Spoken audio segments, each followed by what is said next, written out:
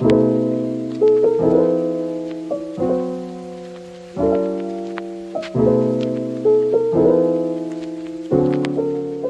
everyone, welcome back to Sew Easy Please. Today we're going to make a drawstring bag like this.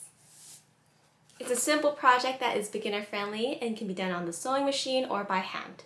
Feel free to change up the size if this is not the size you want, and it's very easy. Just extend the bottom, extend the side if you want it bigger, or shrink everything if you want it smaller.